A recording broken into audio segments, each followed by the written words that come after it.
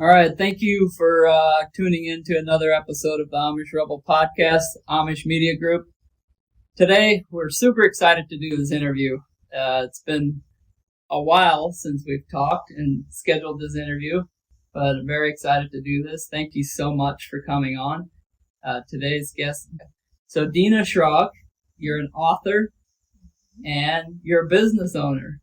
That's right. So, and you were formerly Amish. You were formerly Trooper Amish. That's correct. The same way that I grew up.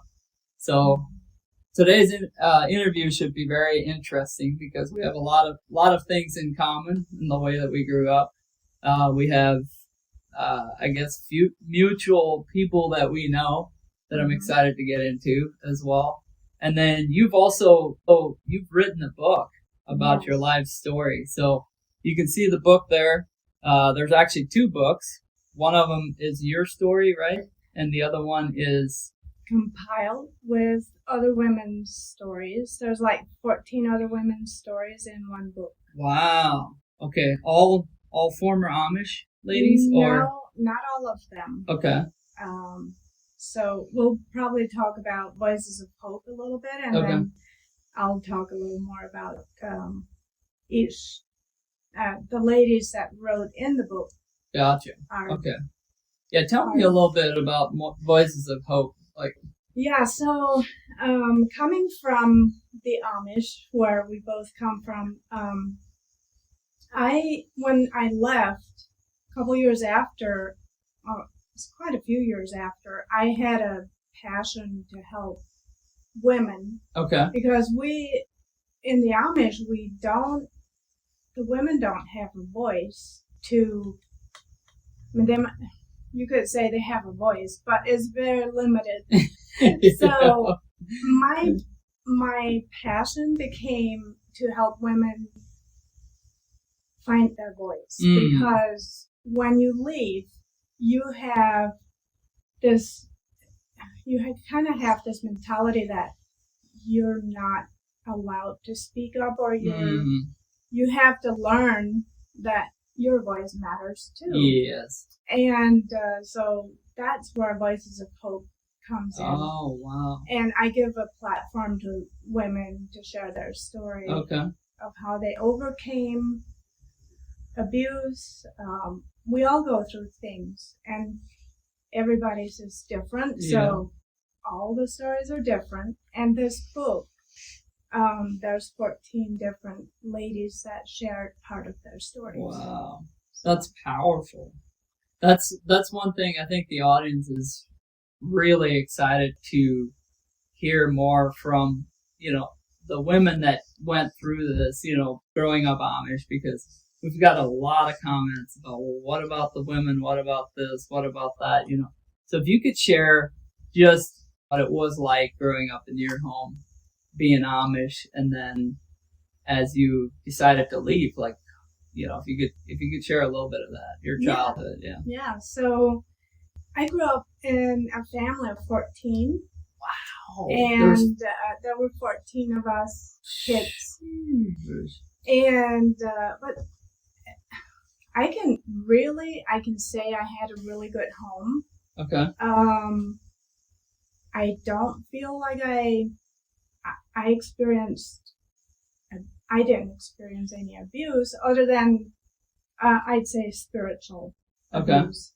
Because we were taught we go to hell when we don't obey, or when we lie, we go to hell. They said it in a different way, like the Batman is going to get you if you lie. Yeah. And then I always thought, when you get a spanking, that's the forgiveness part of, then the Batman's not going to get you anymore because you got a spanking. Now you're free. Yeah. So I would say the spiritual part of things was twisted. But other than that, I had a good life. We didn't have running water. We didn't have indoor plumbing and no refrigeration. Yeah. So we lived very simple. And I know you did too. Yeah. I think we had pretty much the same growing up experience as far as not having indoor bathrooms. We had outhouses, and to do our laundry, it was an all-day thing, or it was a half-a-day thing. You know, you do a week's worth of laundry, and one of us girls would have that job every Monday.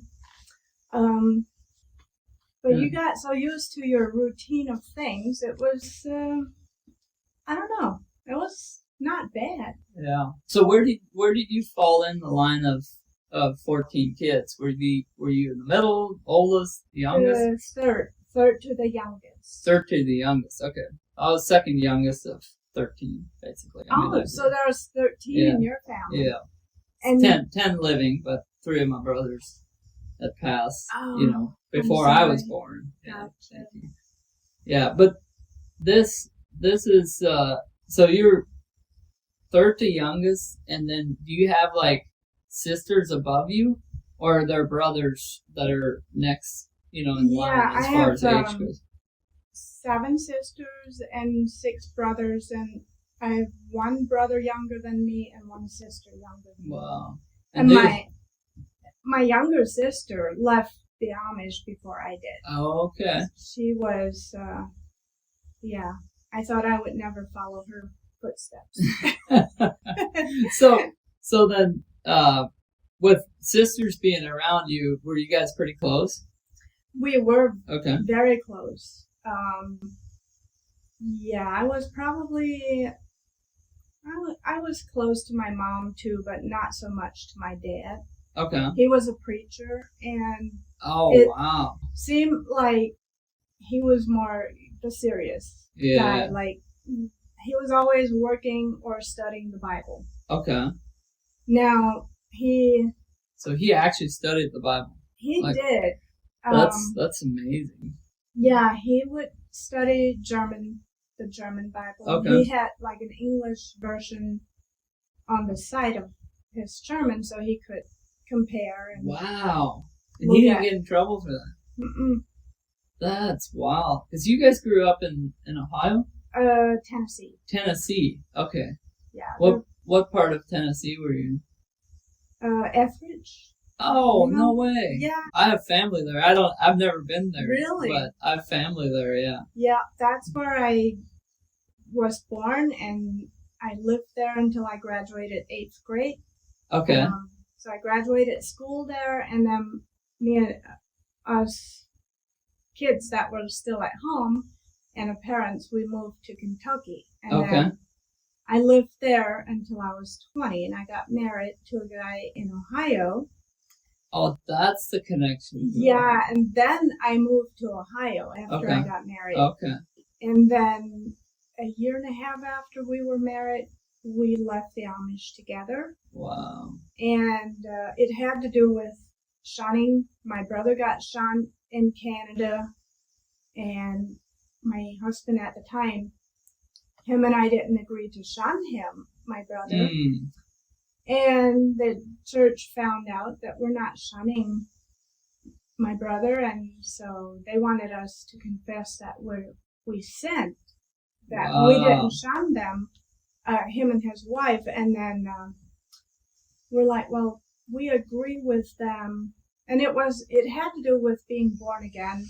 Mm. My brother became born again and went to the bishop. That's so crazy. And told the bishop that he believes John 3:16 stands for us. Yeah. So that we should know that we go to heaven.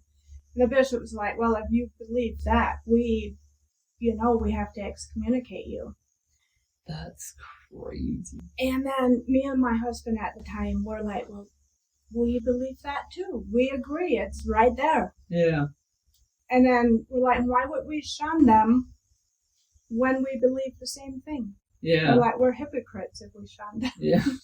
So we didn't shun them. And then, of course, a week later, the bishop came to us and was like, people found out. You know how things spread amongst yeah. Oh, yeah. It's very fast. It's like they don't have phones, but everybody knows everything. They have a tongue, and it's used very much.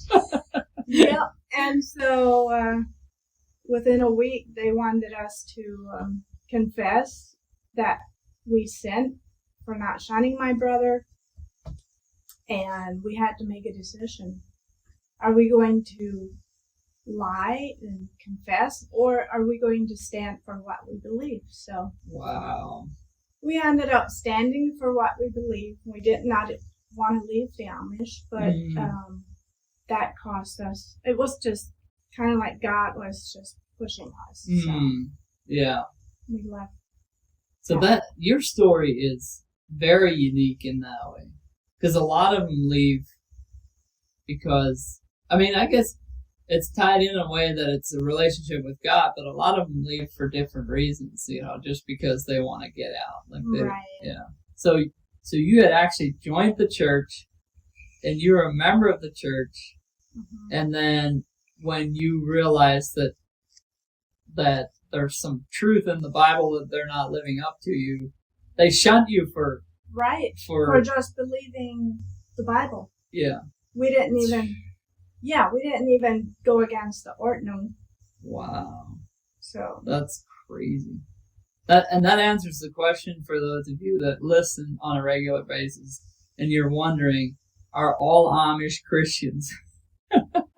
It's like, right. I mean, they are not, and far from it. It's actually quite shocking how little of them are Christians. Yeah, and I think if you would ask almost everybody, and I can say this, everybody in the Schwarzenegger Amish, maybe not so much the old order, but like if you would ask them if they would die today, would they go to heaven or hell?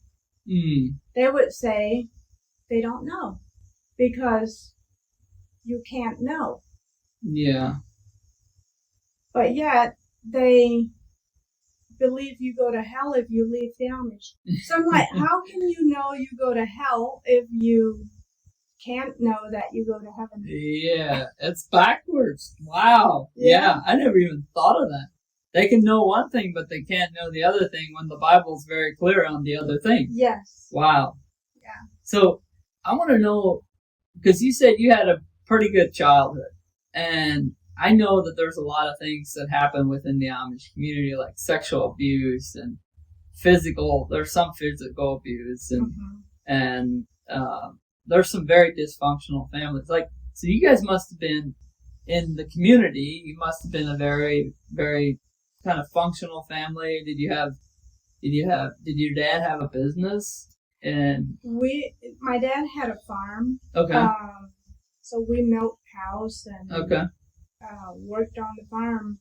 But yeah, you're right. There's a lot of sexual abuse and there's physical abuse. And in the area in Tennessee we were at, we knew of a family that was very abusive physically to their kids, and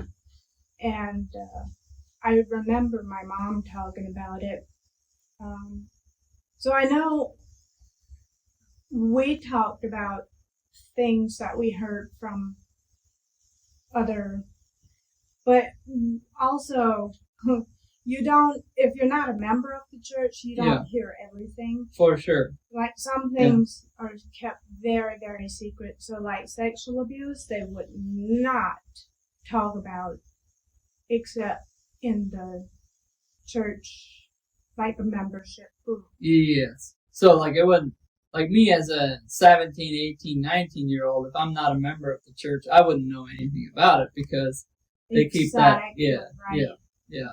And one thing that we've talked about on the podcast before is how little education we would get about sex in and of itself, and then also like just education around that, like to protect the children from being abused, so to speak. Like everything's kept pretty secretive until you're an adult, or maybe until you're married or a member of the church, and then somebody might explain some stuff, but at that point, many times it's way too late. Right. Yeah. Because by then the kids won't speak out at all. Right. Yeah, and I think like a lot of girls and boys, when they get sexually abused in the Amish, they don't have an outlet to talk about it. Oh, for sure. To go tell someone. Yeah.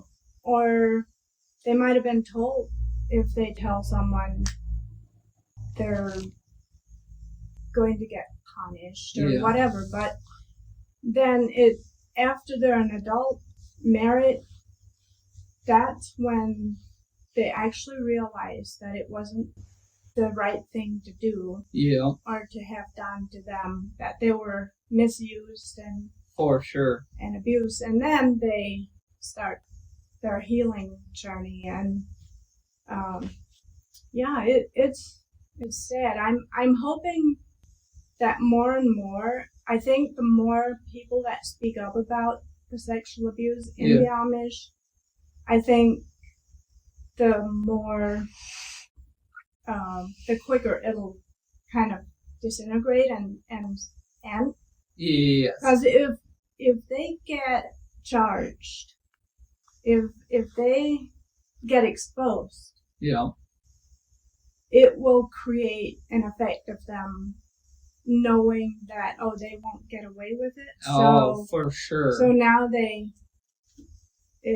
it'll help to eliminate the abuse. Absolutely. And I see that more and more coming, where people are speaking out. Even the law is stepping in a little bit more to prosecute those people, the abusers. Yeah. And therefore, it'll open their eyes that they can't just get away with it. Absolutely. I think it's crucial. That's one of the things that we've wanted to do with this platform, is just bring those stories out, because that way people can, whether it's through family members that have left or whatever, but these people can get help and actually have an outlet and actually be able to talk about it. And then eventually, maybe these parents will want help. They'll actually begin to be open enough to get help. That would be great. I mean, I suspect most of them probably won't, but from an outsider. But at least if the stories are out there, it's much easier to address it. That's definitely something that we've, it's been our mission, is to get these stories out. Okay, good. Yeah, I'm glad you're helping with that, because that's part of Voices of Hope too, is to get those stories out. Tell me more about that. Like, what are you guys doing? So, I mean, you said you're helping girls? So, Voices of Hope, we have a conference once a year. Okay. And it's held in Ohio. Okay. In Berlin, Ohio. And then it's open to the public. It's open to anybody. Any woman who wants to come. Okay. And hear the speakers. And usually the speakers share their story and how they overcame, what they did for healing. How they got help and what they're doing now. And so it's very inspiring for people that might be going through abuse or, that's what Voices of Hope is. And then I do on the side, I home girls that leave the Amish, or women who maybe they're in an abusive situation and they're still Amish and they need to get away and figure out where they belong and what they want to do. Yeah. I can help them, give them a short-term home or help them get on their feet, get started, and eventually get on their own. So that is amazing. That brings a lot of joy to my heart. Yeah, when I see other women get ahead in their life. Yeah, that's good. So tell me, on Voices of Hope, it's a conference once a year. Is it the same? Do you already have next year's scheduled? Mm-hmm. Okay, so when is it? Yeah, so the next one is the second weekend. Usually we have it every first weekend in April. Okay. But this year, there's going to be Easter the first weekend, so we made it the second weekend. Second weekend in April 2026. Yes. So there you go. If you guys are listening and you want to participate, you want to come share your story or just be around some inspirational stories of courageous Amish women that have left and have incredible stories. There's a lot. Yeah. There's a lot of them out there. How is the conference set up? So people, is it a one-day conference? Or? Yeah, so we usually start Friday evening. Okay. Around 3-4 o'clock. The doors open at 4, and then we go until 8. And then we do Saturday all day from 9 to 4. All right. And we have breakout sessions where we create small groups. Uh-huh. So we have 3 breakout sessions in between the speakers, and where the audience, then in that small group, they can share a little bit about themselves. Yeah. If they want to, and if they, they don't have to. They don't want to say anything about themselves. Sure. But, yeah, that's good. But yeah. That's great. I just want you guys to know, I love the work that you're doing, but I didn't know any of this until we came on. I know. I didn't tell you. It's not scripted or anything. I think it's amazing that you're doing that. How long have you been doing the conference? Since 2018. Wow. Yeah. Okay. If you don't mind, I'd like to ask you a question about your marriage, because you were married to Joe Schrog, and then you guys went through a divorce, right? Yes. Okay. Do you mind sharing anything about that? Yeah, no, I don't mind. Yeah, I'm ready to share about that. Okay. I used to not want to talk about it, but we all go through stuff. And in 2018, he, and it's not easy to talk about, but there was sexual abuse and that he did in the home with the girls, with one of the girls. So that created I'm so sorry him. to hear Yeah, that. thanks. That's horrible. So you guys had children, 3? We had 4, 2 girls and 2 boys. 2 girls, 2 boys. Okay. And so that was in the end of 2018. And so he had to leave the house. And then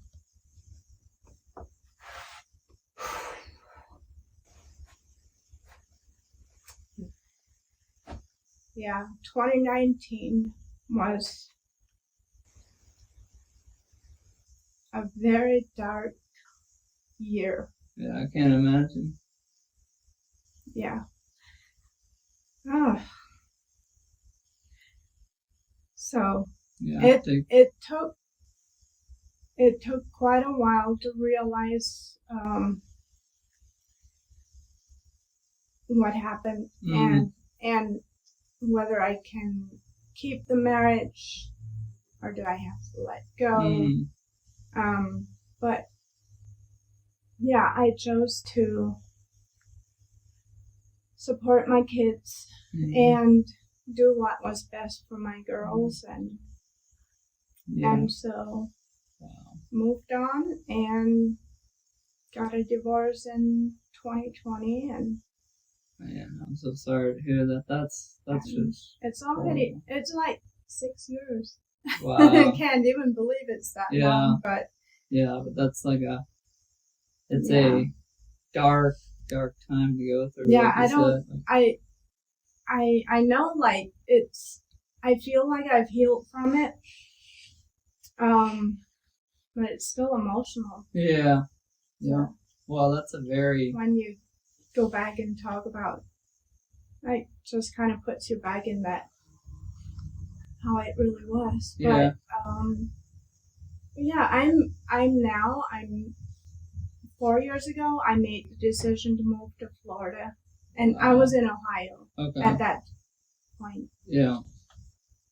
And then I just felt like I needed a new start and do something for figure my life out. Yeah.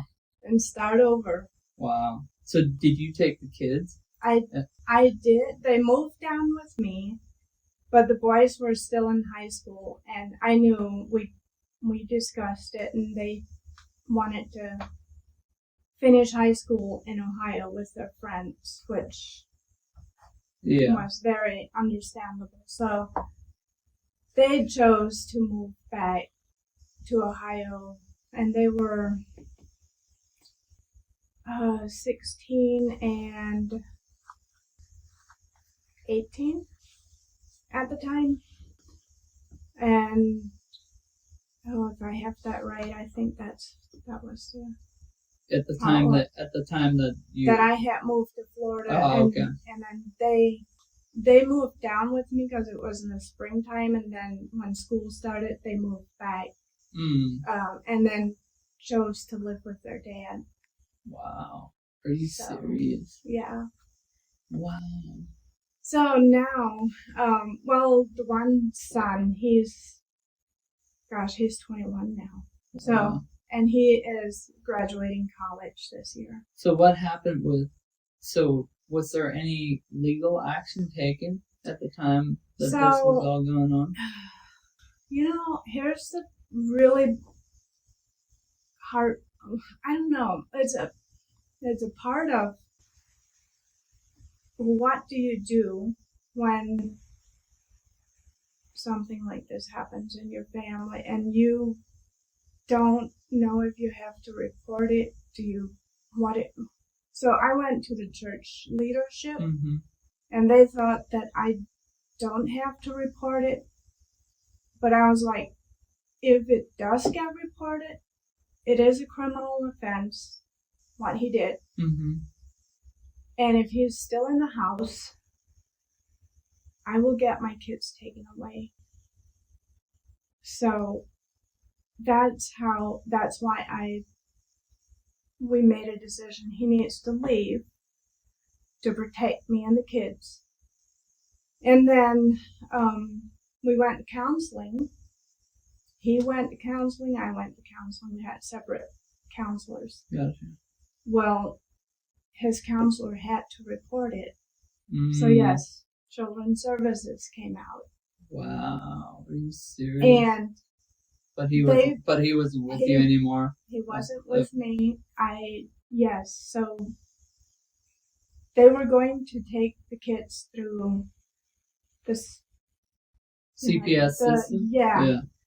So my kids were all teenagers, and they were like, they don't want to do that. They want to they're like, he's out of the house, we're fine. Why can't we just have peace? So I told the caseworker, I said, is there any way that we don't have to go through this? Yeah. And she said, well, let me find out. And sure enough, they dropped the case. Wow, that's amazing. The kids didn't have to go through questioning.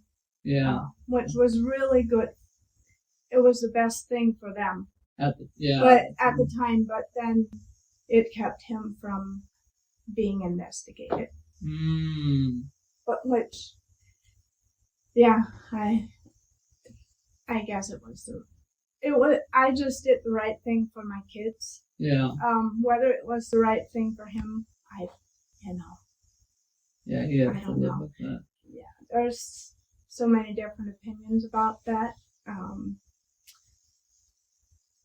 And then you hear people also tell you, and this is one thing I want to tell women when they go through something like this, to be very careful who you talk to about it. For sure. Because Absolutely. Some will say, oh, it's not that bad. You guys can work this out. Or then others will say, oh my gosh, he should be in prison. Yeah. It's like, so stressful. Yeah. Everybody has an opinion, but they've never experienced, or some people have experienced it. Some people legitimately have. Right. And those are the opinions that are probably the most valuable because, but most people that are throwing their opinions around, that they haven't experienced the stuff that you're walking through. So it's like, or that's what I've seen anyway. But just like, I don't want to keep going back there, but I'm curious about like some of the stuff that, and I can see how you came to that decision because, I mean, you're walking through the hardest probably season of your life. Like you've left with this person, you got out of the church. And so one of the things that is that I'm like really curious about is like, did you ever find out something that had happened in his past? Yes, there was something that happened, his dad and one of his sisters, that he caught his dad doing something to one of his sisters. Wow. And I think that was that was start. Super, I mean, dramatic for him, probably. Very dramatic. Yeah, and it just made him curious and... For sure, because they don't talk about it at all, so it's like... No, and if they, like something like that, his dad might have, I don't know what he said, I don't remember what he said, but sometimes they would say, well, krieg dich du raus, get out of here. Yeah. Or like, schäm dich, geh raus. Yeah. Like, shame on you, get out of here. Yeah. And made him, even though he didn't walk into anything, to him it should have never been there or happened. Yeah, exactly. And then he was belittled, he would have been belittled by, it's definitely abuse right there. Yeah, for sure. Well, and then you talk about the generational thing that's passed down father to son to, and it's like, okay, even though, like, I wrestle with things that I know were handed down from my dad, right? I could see that. I still do. One of the things that I do is I pick my nose. That's handed down from my dad. Yeah. And that may be a little thing in the grand scheme of things, but it's still annoying. Yeah. And I still have to deal with it. And so now I'm trying to teach my sons not to do it. Yeah. Yeah. But the hidden things are even way worse. Yes. Because they're not really talked about. And now maybe your husband's dealing with it in a way that is extremely unhealthy. Right. And it's affected your family in a dramatic way. Yeah. And so how are your girls doing? They seem to be doing good, and they would say they're doing good. The oldest has somewhat a relationship with him now. Okay. Wow. The second one, I don't know that she has a relationship with him. Although she can be around him if her siblings are with her. Wow. So it happened to both? No, just one. Just one. Yeah. But man. Yeah. That's, I can't even imagine. I'm a father of 2 girls. And I can't even imagine. Like, I mean, anyway, that's sad. That's really sad. It is. I think it could have been prevented. For sure. If a person like that can get help. Yeah. Before, if you realize that your thoughts are provoking in a wrong way, in the wrong direction, and you really, really struggle with it, get help before you act upon it. Yeah. Right? Absolutely. Like, that's very important. One of the most powerful sayings that I've learned early on after leaving is thoughts become actions, actions become habits, habits become your destiny. That's right. And it's like, you don't think, and especially the way that we grew up, so much of that is supposed to be suppressed, and it's not suppressed. Yeah. It's just acted upon in a dark and secretive way. And these guys get away with it within the church. Maybe they get shunned for whatever amount of time, but it's pathetic. It really is pathetic. Like, they need to know that there's a law, and there's laws that can prosecute stuff like that. And they're not entitled. No, absolutely not. Yeah. They are not some special people that can bypass that system. And you know, I used to think, when I was still Amish, I was like, well, Amish have rights to get away with things. I mean, it is programmed in us when we're young like that, and that's why these I guess sexual abuse cases happen in the way that they do, is because these men know that. Yes. They know that internally. And they just think that, oh, I'm bigger than, society. The law can't touch me. Yeah, the law can't touch me. And it's such an arrogant, corrupt thing that they do. And it's not all Amish. Don't get me wrong. Like, I'm not saying this is all Amish, but there are these cases within. Yes. Especially within the sportsman trooper. I think it's way worse. I'm curious to see the more stories that we put out, how many more stories that people are willing and able to share. To talk about it. Yeah, and I find the girls that I home, it takes a long time. Oh, it takes a long time for them to trust someone to share. For sure. And then to put it out in public, it just looks way too overwhelming for them. Yeah. And so it could take 10 years for someone to open up. Well, another guest that we've been talking a lot, and the timing hasn't lined up, but I'll just say it because it's is Lizzie Hirschberger. Oh yeah. She's planning on coming on at some point, and if you're listening, Lizzie, this is your another invitation. but no, she has just her story is. She's really busy, and yes, she wrote a book, and she has now filmed a documentary. Okay. Yeah, and they worked on that documentary for like 4 years, and Voices of Hope was also part of it. Wow, that's amazing. And it's been a journey for her to document all the things, and for cameras to follow her. And, it's a lot of mental stress when that,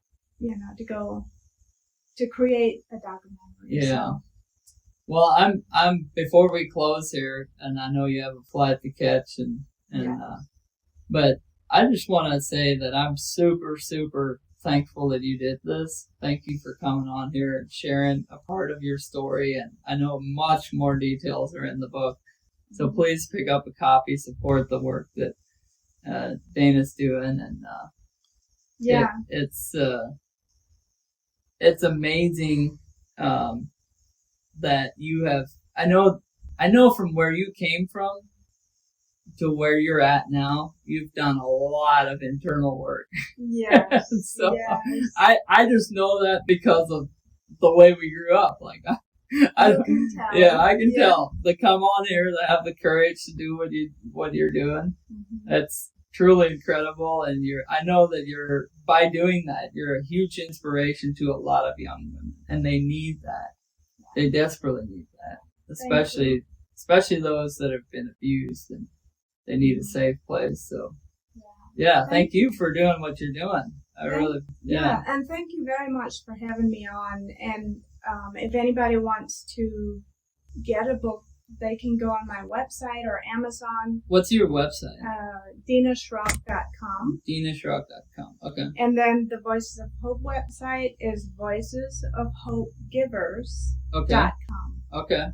So that's where you can find the information if you want to come to the conference. Yeah. Is it an all-women's conference? It is. All-women's conference. So if you want to come there and listen to these ladies' stories, that would be Very much appreciated. Berlin, Ohio. What's the place? United Day Spring Church. United Day Springs Church. Okay. Mm-hmm. All right. Anything else you wanted to share with the audience? Can they find you on social media? Oh, yes. I'm pretty active on Facebook. Okay. And anybody can follow me, and my posts are public unless I want to make them private, then I do. But yeah, I'm on Facebook and Instagram. I don't do a whole lot on Instagram, but okay. Anybody can follow me on Facebook. All right. Well, thank you again, and just keep doing what you're doing, because these women need your help and your guidance for sure. Yeah. And so. Well, thank you so much. Hopefully we can have you back on sometime and we can get into a little more details about your story. I kind of skipped over a lot of it, but I usually have some very specific questions of your leaving experience and stuff like that. But anyway, that's going to conclude it for today's episode. Thank you for watching, liking and subscribing if you guys are getting stuff out of this. Remember to always be intentional